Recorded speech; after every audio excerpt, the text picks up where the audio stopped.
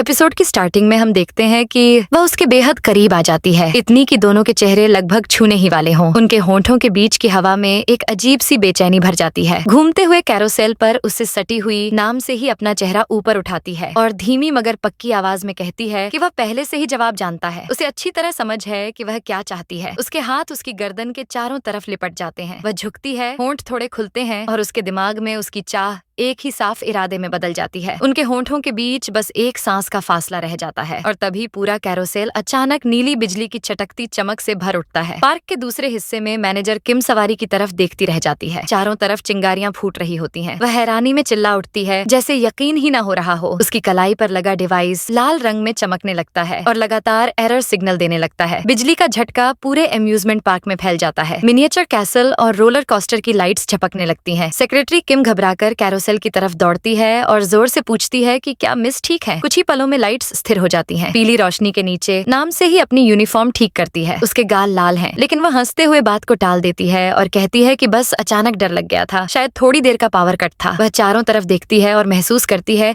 कि प्लेटफॉर्म पर वह अकेली खड़ी है। उसके चेहरे पर उलझन आ जाती है। वह बुदबुदाती है कि वह कहाँ चला गया और उसका नाम लेकर पुकारती है। उसकी आवाज अब शांत हो चुके कैरोसेल पर गूंज जाती है। दूर कहीं वही आवाज उसके दिमाग में अटकी रहती है। जब वह अपने ट्रक का स्टीयरिंग कसकर पकड़े रहता है, वह एक्सीलरेटर दबा देता है। उसे पता है कि कॉन्ट्रैक्ट तोड़ने की पेनल्टी भारी होगी, लेकिन वह अब उस औरत को खुद से खेलने नहीं दे सकता। उसके दिमाग में बंदूक की चमक और सीधी छाती की तरफ आती गोली घूम जाती है। उसे साफ साफ लगता है कि यह उसकी जान को धमकी थी, इस बात का सबूत कि उसे सिर्फ पैसों से कंट्रोल की जा सकने वाली चीज समझा गया। हॉन्टेड स्कूल की यादें फ्लैशेस की तरह लौटती हैं। उसकी खुश चेहरा, उसकी हंसी, उसका नाम उसके दिमाग में एक खतरे की तरह छप जाता है। जबड़ा कसकर वह खाली पैसेंजर सीट की तरफ चिल्लाता है कि वह कभी उसे अपने ट्रक के साथ मनमानी नहीं करने देगा। चांदनी में ऊंची इमारतों के बीच दौड़ता फूड ट्रक आगे बढ़ता जाता है। पीछे उसकी टेल लाइट्स छोटे छोटे बिंदुओं में बदल जाती हैं। वह आसमान की तरफ देखता है और मन ही मन अपने दिवंगत चाचा से कहता है कि उस पर नजर रखें। उसी शहर में ऊंचाई पर बने कांच की दीवारों वाले ऑफिस में मैनेजर किम घुटनों के बल झुकी माफी मांग रही होती है। सामने खड़ी चेयरवुमन खिड़की से बाहर शहर की रोशनी देख रही होती है। आधा चेहरा रोशनी में, आधा साया में। ठंडी आवाज में वह याद दिलाती है कि उन्होंने साफ चेतावनी दी थी कि इसमें दखल नहीं देना है। मैनेजर किम एक और मौका मांगती है। वह कहती है कि इस बार वह यकीन दिलाएगी कि वह आदमी जिंदगी भर खाना पकाने लायक नहीं बचेगा। चश्मे के पीछे उसकी आंखें लाल हो जाती हैं। वह जोड़ती है कि वह इससे भी बदतर कर सकती है। जवाब तुरंत आता है, ना। सेही की माँ सख्ती से कहती है कि दखल मत दो। फिर उसका जबड़ा पकड़कर चेहरा अपने पास खींचती है ताकि बात साफ हो जाए। वह समझाती है कि उसे खुद ही हटने देना होगा। मैनेजर किम कांपने लगती है। कनपटियों पर पसीना आ जाता है। चेयरवुमन आगे कहती है कि अगर सेही को जरा सा भी लगा कि कुछ गलत हुआ है